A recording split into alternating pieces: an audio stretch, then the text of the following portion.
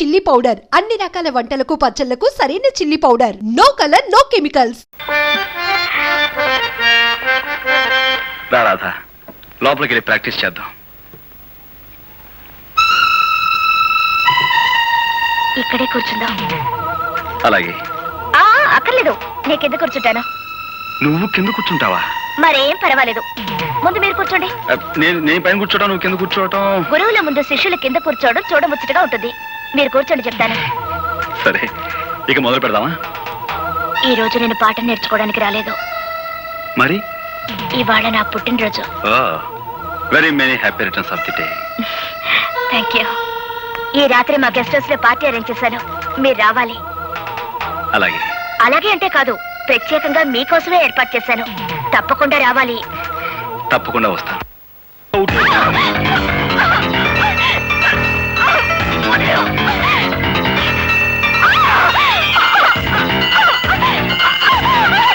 కోపి వచ్చిన తర్వాత నటించమంటే ఇప్పుడే నా వెంట పడతావేంటి? వదిలేవు.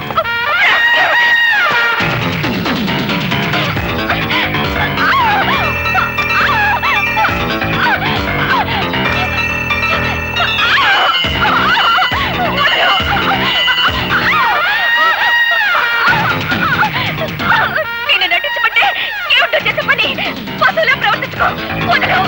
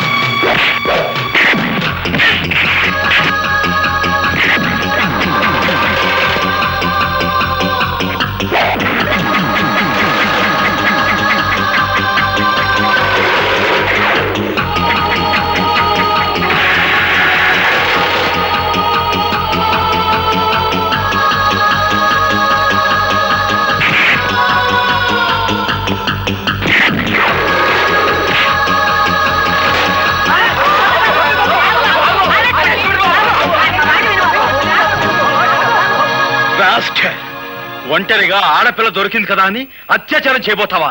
నీలాంటి వాడిని. ఓలమ్మో ఓలు దేవుడు, ఇదేట న్యాయం? అక్కల్లారా అన్నల్లారా, ఆ పిల్లని ఆడు రేపు చేస్తుంటే నేను అడుకోపోతే అటు తిరిగి ఇటు తిరిగి కిందట్టి మీదట్టి ఆ నీ పోలీసుడు మీద నెట్టి అసుతున్నాడా ఏమిటి?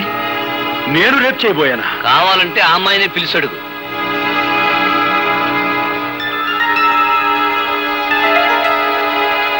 రాధా, ఏమిటి ఆలోచిస్తున్నావు? జరిగింది ఏమిటో చెప్పు.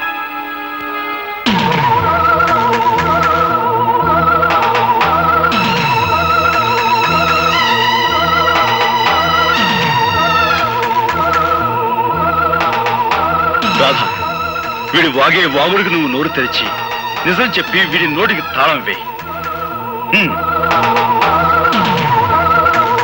సమయానికి ఈయనొచ్చి నన్ను రక్షించకపోతే నా బ్రతుకు కుక్కలు చెప్పిన విసిరయ్యేది. నీకేమైనా పిచ్చి పట్టిందా? పిచ్చి నాకు కాదు, నీకే పిచ్చి. మద పిచ్చి. శిష్యురాలిని కూడా చూడకుండా నా జీవితాన్ని పాడు చేయాలని చూస్తావా?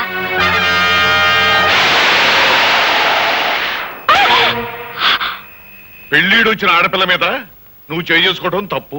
బా నువ్వెన్నైనా చెప్పు, రేపు జరగబోయే పంచాయతీకి అబ్బాయి వెళ్ళటం నాకు ఇష్టం లేదు. నువ్వు నోరు మీద. ఈ ఊరికి ఒక కట్టుబాటు ఉంది, అందరూ దానికి కట్టుబడి ఉండాలి. నానా దయచేసి ఈ విషయంలో ఎవరూ తలదూర్చొద్దు. అది మనిషి కాదు, రాక్షసి.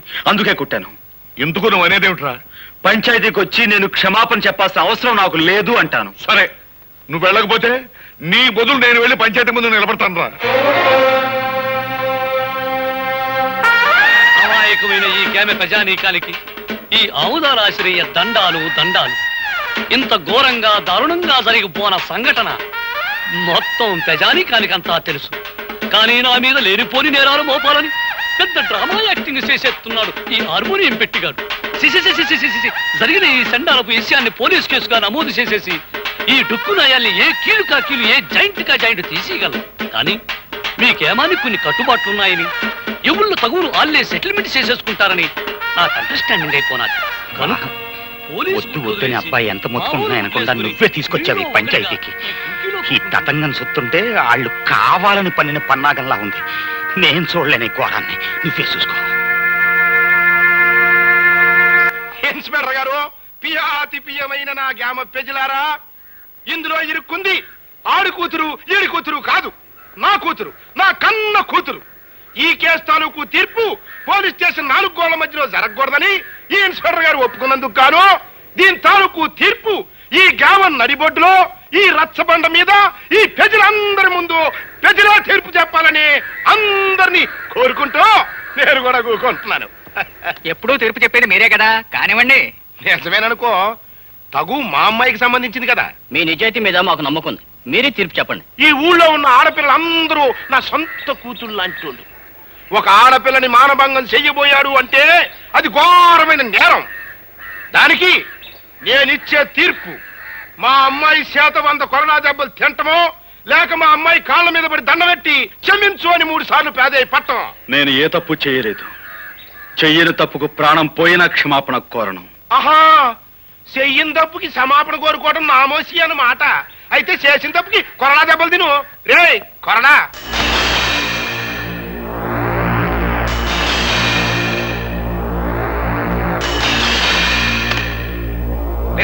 అది కట్టేట్రా.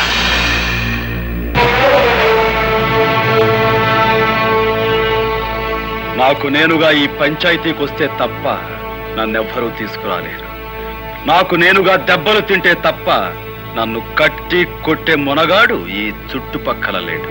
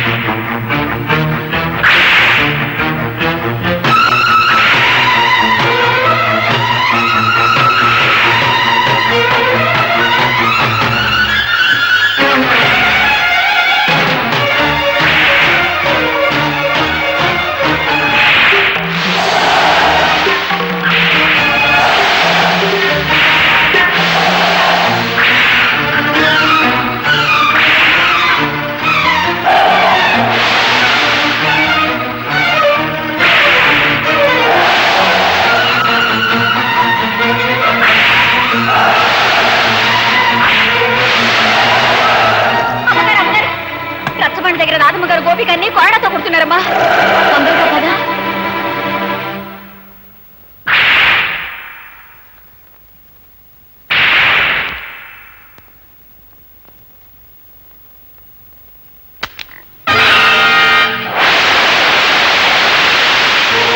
నీ ఆవేశం తగ్గిందా? నీ పగ చల్లారిందా? అన్యాయంగా నన్ను 100 కొరడా దెబ్బలు కొట్టి నలుగురిలోనూ అవమానించిన నీకు 100 ఏళ్లకు సరిపడే శిక్ష వేస్తాను.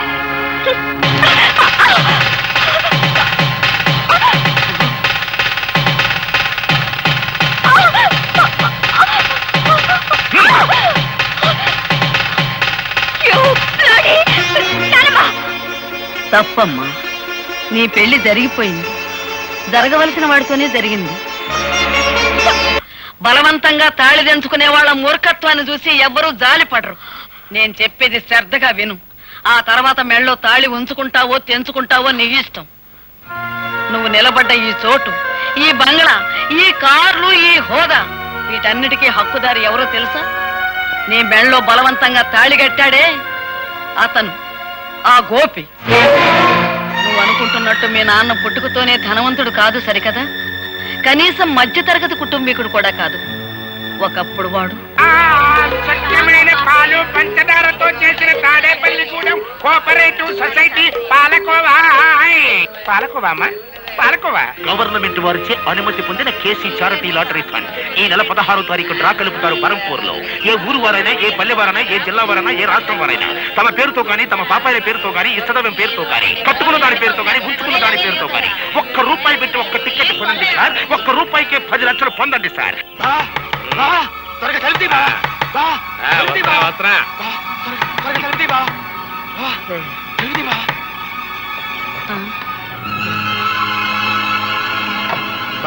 నేను వద్దంటుంది కొద్దీ నాకు టికెట్ అంట కట్టావా?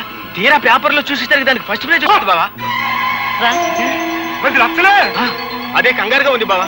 టికెట్ మార్చుకునే లోపల ఎవరికైనా తెలిస్తే ఏం ప్రమాదం ముంచుకొస్తుందోనని భయంతో కంగారు పడి నిద్ర పట్టుకుని సలహా కోసం పరిగెత్తుకొచ్చాను బావా.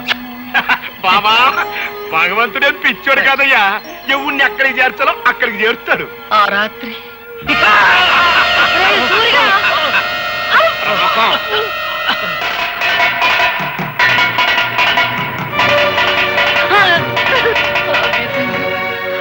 నా కూతురు బిడ్డను నిర్దాక్షిణ్యంగా విధికి వదిలేయాల్సి వచ్చింది. ఆ లాటరీ టికెట్ మార్చుకుని మీ నాన్న లక్షాధికారి అయ్యాడు. ఇదిగో బాబు. ఇది ఉంచండి. ఎందుకు బాబు? మళ్ళీ నా చేతికి డబ్బందిన తర్వాత విడిపించి తీసుకెళ్తానమ్మా. తాకట్ట? అదేమిటి బాబు? లేదమ్మా, నా తృప్తి కోసం. వస్తానమ్మా. మంచిది బాబు.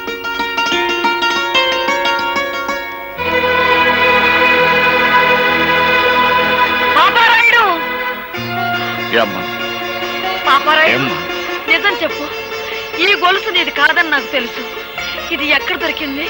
ఎలా దొరికింది? నా బిడ్డ బ్రతకటానికి డబ్బిచ్చారు గనక నిజం చెప్తున్నానమ్మా. 4 ఏళ్ల క్రితం ఒక రోజు రాత్రి ఒక కుర్రాడు ఏడుస్తూ నాకు కనిపించాడు. ఇంత రాత్రి కాదు ఇక్కడ ఏడుస్తున్నాడు? ఎవరి కుర్రాడు? వాడు నా కూతురు బిడ్డరా. ప్రేమతో అన్ని కనుక ఇంటికి తీసుకొచ్చావా, నీ అల్లుణ్ణి సంపి మొసలికేసినట్టు ఆన్ని కూడా వేసేస్తా. జాగ్రత్త. ఆడు పరమ కషాయ మడిసిలా ఉన్నాడు. ఓ పని చేద్దాం, అబ్బాయిని మనమే పెంచుకుందాం. నువ్వు అన్నదే కరెక్ట్. వెళ్దాం పదా. చెప్తా పదా. అతను చెప్పిన దాన్ని బట్టి నా మనవడు బ్రతికున్నాడన్న సంగతి నేను తెలుసుకున్నాను. ఆ తర్వాత ఇంకొక సంగతి కూడా తెలిసింది. మన ఇంట్లో పని మనిషితో మీ నాన్న సంబంధం పెట్టుకున్నాడని, ఆవిడ ఒక బిడ్డని కని ఆసుపత్రిలో ఉందని నాకు తెలిసింది. మీ కుటుంబానికి, మీ హోదాకి నేను తగనని తెలుసమ్మా. కానీ నేను చేసిన తప్పుకు నా కన్న బిడ్డను అనాథం చేయకండమ్మా. ఈ బిడ్డ బాధ్యత మీ చేతిలో పెట్టి వెళ్ళిపోతున్నానమ్మా. పని మనిషి వదిలిపెట్టి వెళ్ళిన ఆడపిల్ల మరెవరో కాదమ్మా, నువ్వే.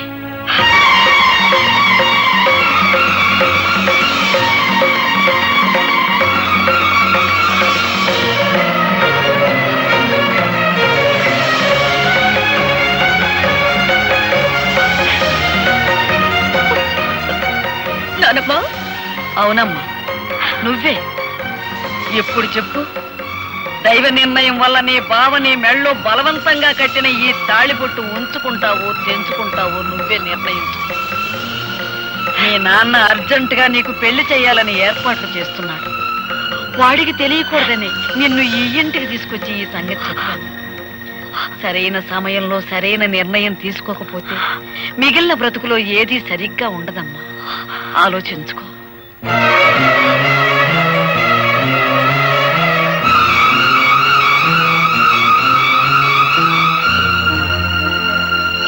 అప్పన్న తన్నమ్మన్న, అప్పన్న తన్నమ్మన్న, ముగ్గైర తమ్మన్న, ముగ్గైర తమ్మ.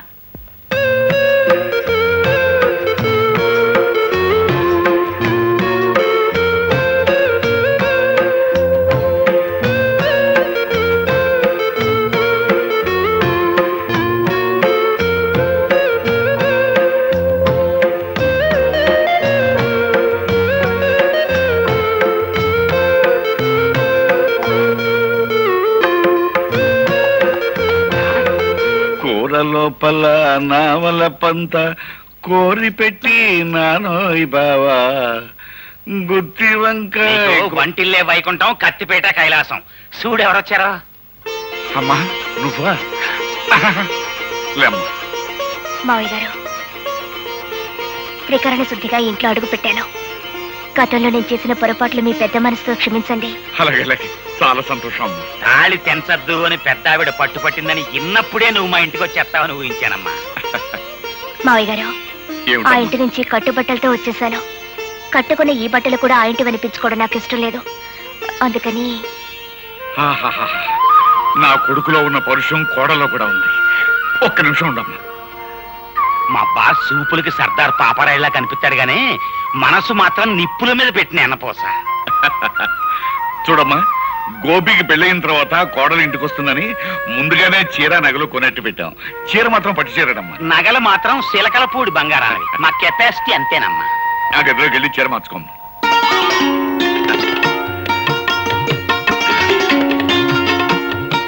అప్పరాజు, పిల్లని చూసిన తర్వాత వాడు ఏమంటాడంట?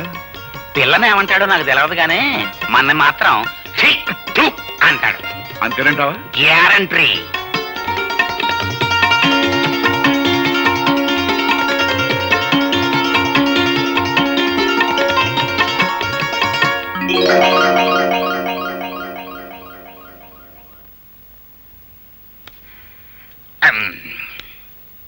ఏమిటి అంతలా బిగుసిపోయారు? ఈ బట్టలు ఎవరై? అసలేం జరిగింది? తమరాజు మాట్లాడవే, చెప్పా. ఆండమాయి సరిద్దురా, వెళ్ళి వంటట్లోకి చూడు. నీకే తెలుస్తుంది.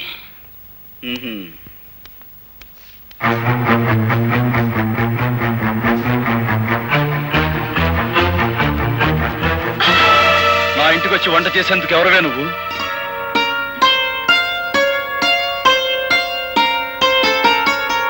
ఆ రోజు తాళి కట్టారు, ఇవాళ తలంబ్రాలు పోశారు. నాకెంత ఆనందంగా ఉందో తెలుసా అండి. ఆగు. అసలు ఎవరు అడిగి నువ్వు నా ఇంట్లోకి వచ్చావు? ఎప్పుడు మీరు నా మెళ్ళలో తాళి కట్టారో ఆ నిమిషం నుంచి ఇది మీ ఇల్లు కాదు, మన ఇల్లు. తెలివిగా మాట్లాడు. నీ మెళ్ళలో తాళి కట్టింది నీతో సంసారం చేయడానికి కాదు, నీ పొగరనిచ్చేందుకు. నీ మెళ్ళలో తాళి కట్టింది నిన్ను నా భార్యగా చేసుకునేందుకు కాదు, జీవితాంతో నువ్వు ఎవరికి భార్య కాకూడదని.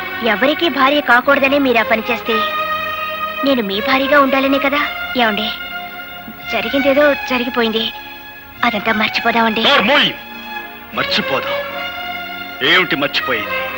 నా హార్మోని బద్దలు కొట్టిన విషయం మర్చిపోతాను, నా గుండె పగలగొట్టిన విషయం మర్చిపోతాను, నువ్వు నన్ను కొట్టిన కోడా దెబ్బలు మర్చిపోతాను. కానీ 10 మందిలో నేను చెయ్యని నేరం నా మీద మోపి నా నిజాయితీ మీద నువ్వు అహంకారంతో వేసిన మచ్చను మాత్రం మర్చిపోలేను. ఆ మచ్చను చెరుపుకోలేను కూడా. చూసారా మావయ్య గారు, భార్యతో మాట్లాడే నువ్వు నీ నక్క వినయాలు. ఇక్కడి నుంచి బయటికి వెళ్తావా, మెడబెట్టి గంటేమంటావా? అగు, ఆ రోజు అంతమందిలో తాళి కట్టిన తర్వాత ఆ అమ్మాయి కాదన్నా నువ్వు కాదన్నా లోకం దృష్టిలో మీ ఇద్దరు భార్యాభర్తలే. ఆ అమ్మాయి నీ పట్ల చేసిన తప్పులన్నిటికీ జీవితానికి సరిపడా శిక్ష వేసి. పాప అమ్మాయి పిచ్చేత్తాపంతో వచ్చి కాపురం చేస్తానంటుంటే కుదరదంటాం ఎట్టుంటుందో తెలుసా? అప్పతేనే గానీ ఖైదీని జైల్లో ఉంచి ఎట్టగుంటదో అట్టగుంటది. అబ్బాయ నువ్వు లోపలికి వెళ్ళమ్మా. అలాగే మావయ్య. ఆగు నాన్న, నా కోపం హద్దులు దాని ముందు అమెరికన్ చెడిపోమని చెప్పండి. ఆ అమ్మాయి నా కోళ్ళు, ఈ ఇంటి కోడలను బయటకి ఎంటేసే సాంప్రదాయం రామంది కాదు. కాకపోయినా ఈ అహంభావం ఇంట్లో బయటకి ఎంటే అవసరం నాకుంది. నేనే గంటేస్తాను.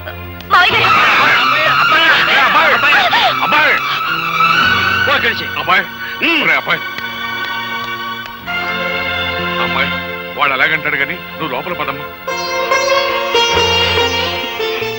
ఆయన మాట ప్రకారం, ఆయన ఇష్ట ప్రకారం నేను ఇక్కడే ఉండిపోతాను మావయ్య గారు. ఆయన ఒప్పుకున్నప్పుడే నేను లోపలికి వస్తాను. ఆ మొగుడికి తగ్గ పెళ్ళానవే తల్లి నువ్వు. అబ్బాయా